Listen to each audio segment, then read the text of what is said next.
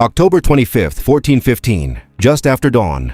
A freshly plowed field between the forests of Agincourt and Tramicourt, Normandy. The rain has not stopped for 3 days. You can smell it before you see it. Wet wool, rotting leather, the sharp metallic tang of iron mixed with horse sweat.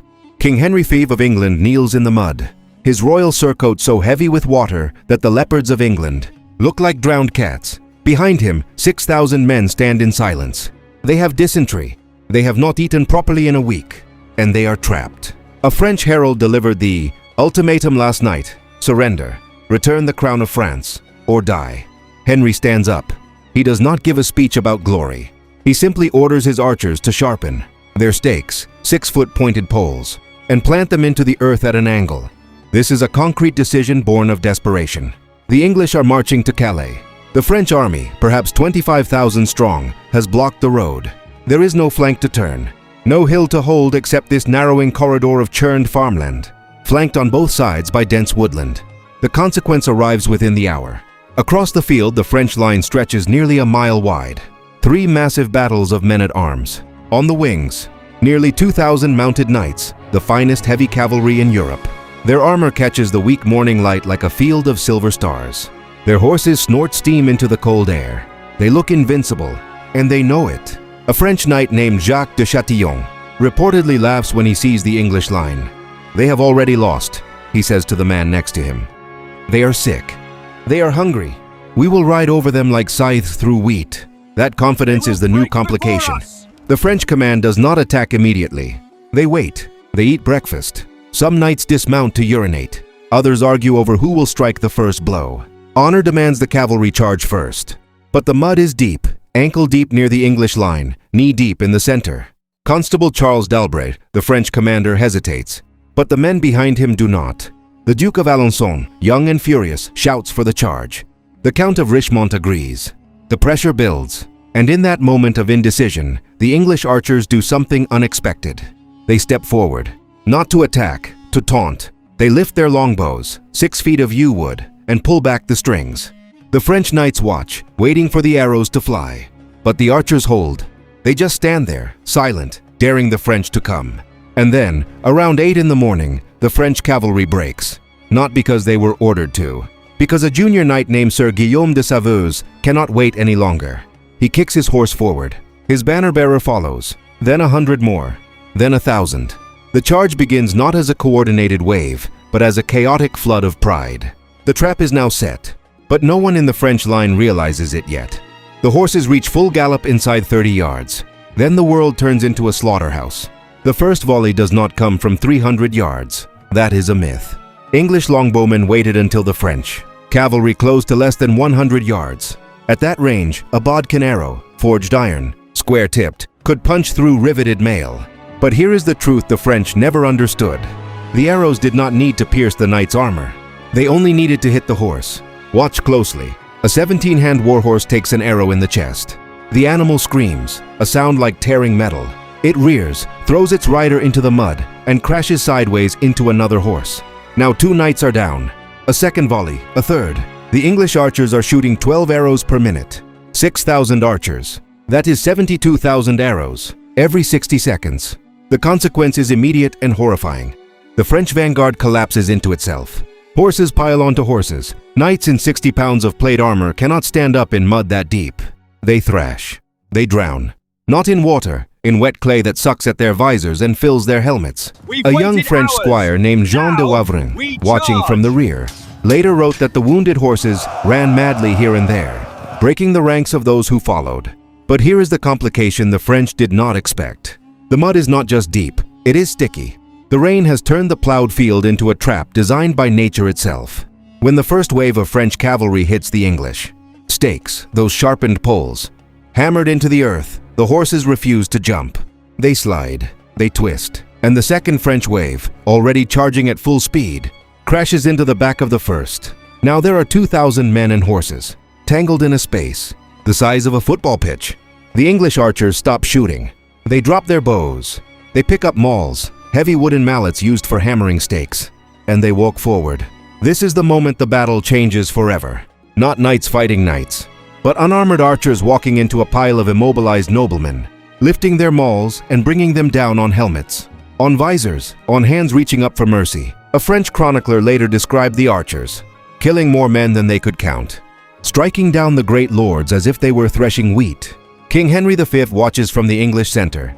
His own men-at-arms, only 800 fully armored knights, have not even entered the fight yet. The French cavalry has destroyed itself. But Henry does not smile, because on the horizon, the French main battle, 10,000 dismounted men-at-arms, is advancing on foot, slowly, steadily, and they are not afraid of arrows. They close their visors, lower their lances, and begin the long, miserable march across the mud. It takes the French main battle nearly 40 minutes to cross 800 yards of mud. 40 minutes, in full armor, under constant arrow fire. Think about that for a moment. Every step forward, your boot sinks to the ankle. Pull it out. Step again. Your visor is closed because of the arrows, so you cannot see your feet. You cannot breathe fresh air, only the hot, metallic fog of your own breath recycled through wet wool. Men to your left and right fall, not from wounds, from exhaustion, from suffocation. Some simply stop walking and tip over, like statues pushed from their pedestals. The English archers have moved their stakes again. They have repositioned to the flanks, creating a funnel. And they are shooting at an angle now, not into the front of the French line, but into the sides, where the armor is thinner, where the armpits and groins are exposed. The consequence is a slaughter corridor. Every French knight who reaches the English line is already exhausted. They have marched through glue. They have taken arrows in the shoulders, the thighs, the gaps between plates. Their lances, heavy oak shafts 12 feet long, now feel like trees. When they finally close with the English men-at-arms, they cannot lift their weapons. The English, by contrast, have been waiting, resting, drinking water. Henry V himself fights in the front rank. His crown, a simple gold circlet, worn over his helmet so his men can see him. A French duke later claimed Henry killed 18 men with his poleaxe. That is probably an exaggeration, but the king's presence is a physical force. Every English knight sees him. Every English knight fights harder. And then the pile begins. French knights fall. More French knights step over them. Those fallen men are not dead, just stuck. But the men behind them cannot see the ground. They trip. They fall. Now 3 layers of armored men are writhing in the mud, and the archers are back with their mauls. A chronicler named Agincourt de Monstrelet, who spoke to survivors, wrote that the heap of dead and wounded grew so high that the living climbed over it as if it were a rampart. This is the complication that breaks the French. The Duke of Brabant arrives late to the battle. He is so eager to fight that he has not put on his full armor. He wears only a padded jack and a sallet helmet. He charges into the pile, his banner held high. Within 30 seconds, he is pulled from his horse and killed. His body is found days later, stripped naked, unrecognizable except for a signet ring on his thumb. The French main battle begins to break. Not because they are cowards, because they cannot breathe. They cannot move. The archers have killed their horses, blocked their advance, and now surround their flanks. A knight named Jean Le Mangre, Marshal of France, is captured. Another, Charles d'Albret, the constable, is found dead beneath a pile of bodies, his face so covered in mud that his own squire could not identify him for 3 hours. But Henry V is about to make a decision that will stain his reputation forever. Because the battle is not over. The French rearguard, still thousands strong, is forming up to attack, and Henry's prisoners are now a threat he cannot control. The prisoners number in the hundreds. French dukes, counts, knights whose ransoms could buy castles. They kneel in the mud behind the English line, hands raised, helmets removed. Under the chivalric code of 1415, they are worth more alive than dead.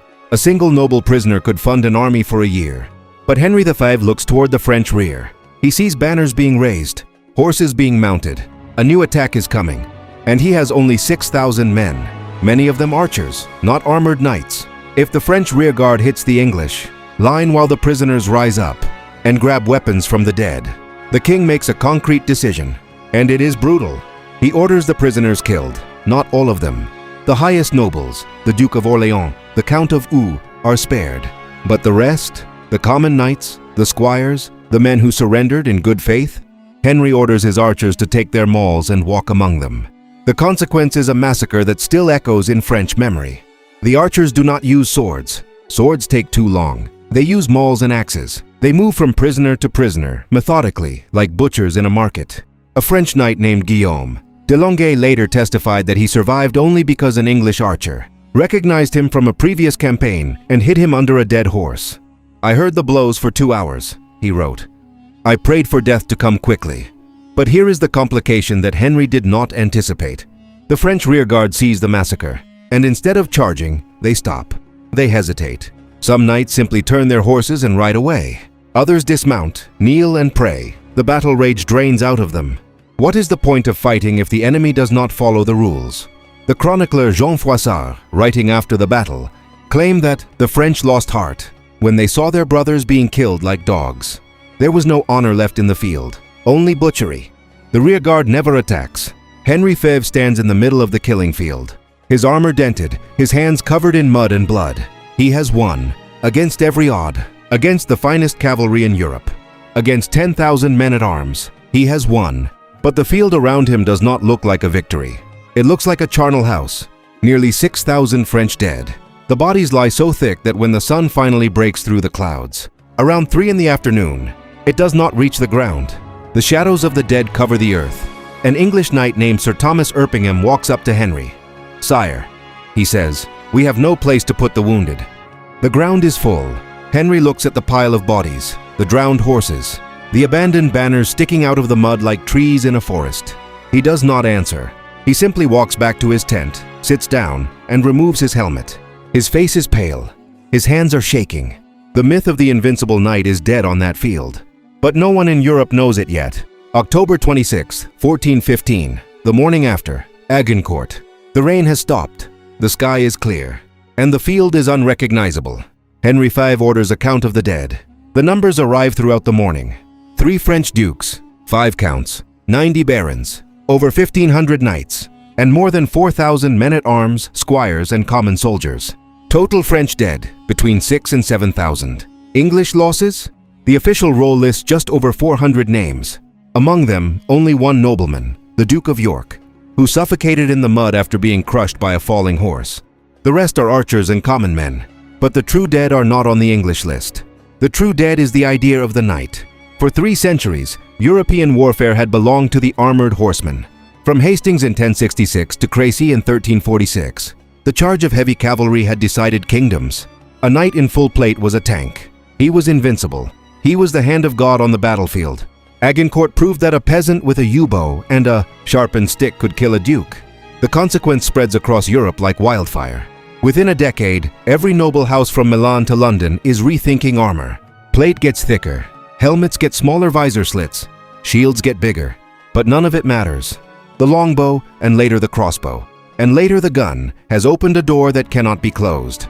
And here is the final complication, the twist that history rarely mentions. The French learned the wrong lesson. For the next 20 years, French commanders avoid open battle. They refuse to charge English archers.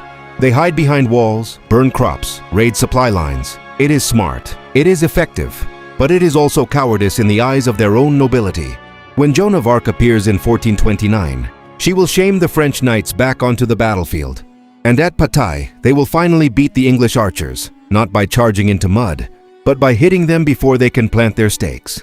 But that is another story. On this morning, October 26th, Henry Fèvre orders the French dead stripped and buried. The bodies are too many for individual graves. They are thrown into pits. 3 mass graves. No markers. No prayers.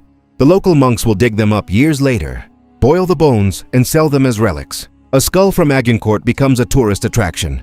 Henry marches to Calais. He arrives on October 29th. The governor of the town comes out to meet him, expecting a broken army of survivors. Instead, he sees thousands of prisoners walking in chains. He sees captured banners flying upside down. He sees a king whose surcoat is still stained black with dried blood.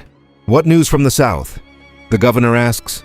Henry looks back toward the horizon, toward the field where 6,000 men lie in unmarked clay. "God fought for us today," he says, and then he walks inside the gates. The longbow did not win Agincourt. The mud did. The rain did.